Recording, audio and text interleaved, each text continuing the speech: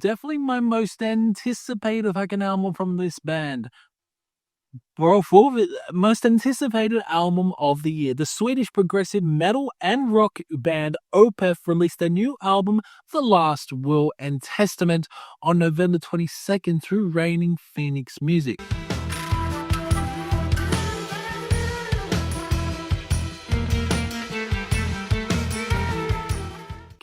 This album is excellent.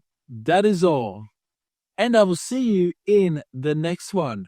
No, I'm kidding. There's so much to love about this record. Opeth manages to weave death metal into the mix again, with Mikhail's vicious growls returning after a 16-year hiatus from his death metal roots.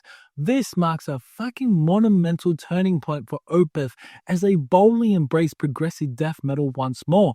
The album invites you to dive into a haunting narrative set against the backdrop of the post-World War I era, where secrets fester in the opulent halls of a crumbling mansion. This concept album unveils the dark and twisted tale of a wealthy conservative patriarch whose final will and testament shatters the facade of his family's legacy. As the album opens, you're immediately drawn to the tension of the will reading, where an air of unease permeates the room. Present are three siblings, two twin boys. I think their bond forged in a world of privilege, and a fragile young girl, an orphan stricken by polio. I think she's stricken by polio, who has been raised within the family's heritage. Her presence, often met with skepticism, ignites a fire of suspicion in the hearts of the twins. In a shocking twist, the twins learn during the reading that they are not the biological offspring of the patriarch, but rather the products of donor conception, leaving them disinherited.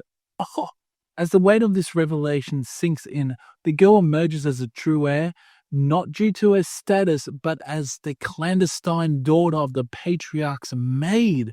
Her bloodline, hidden beneath layers of deceit, marks her as the rightful successor to the family's dark fucking legacy. I mean, this is an incredible concept album already. The actual story on Opeth, The Last Will and Testament, is just amazing. Every track on this album is marked by an enigmatic section symbol and a number beckoning you to explore the intricate layers of the story. Each song peels back another layer of the family's secrets, drawing you deeper into the web of betrayal, fucking identity, and the haunting echoes of a past that refuses to stay buried. Opeth draws you in from the very start with the progressive death metal piece, Paragraph 1, and there are 7 paragraphs in total on this album. Now that you know the concept, let's discuss the album sonically. It's fucking phenomenal. One of my favorite albums of the year. I loved it from start to finish. When the first single was released, I played it repeatedly.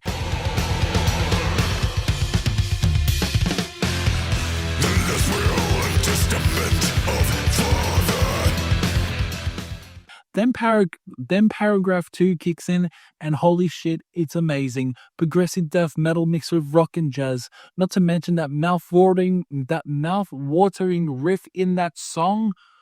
Oh, it's so good. Through him we can distinguish right from wrong. We get some cool progressive metal sections in the next track, predominantly featuring clean vocals. However, the next song is a masterpiece by Opeth, in my opinion. Paragraph 4. It's outstanding. It blends death metal, acoustic elements, harp sections, and even flutes, creating a jazzy feel that builds up to the heaviest moment on the album.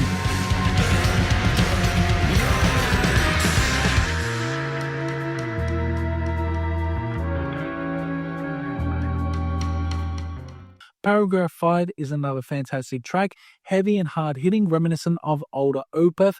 It features great solos, incorporates even Middle Eastern melodies that generally surprised me when I heard it first. I love how experimental it is.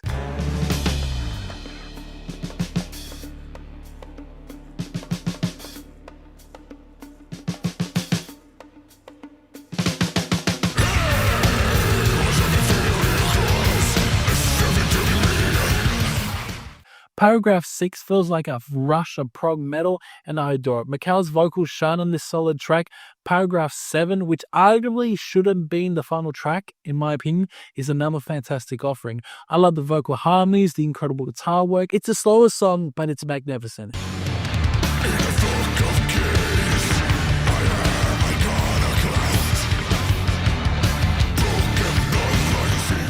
Then there's the story never told. I'm a bit torn on this one. I like it, but I don't think it should have closed off the album. While it provides a nice conclusion, it essentially serves as a ballad. It fits with the story and showcases good songwriting, but I consider it the weakest song on The Last Will and Testament.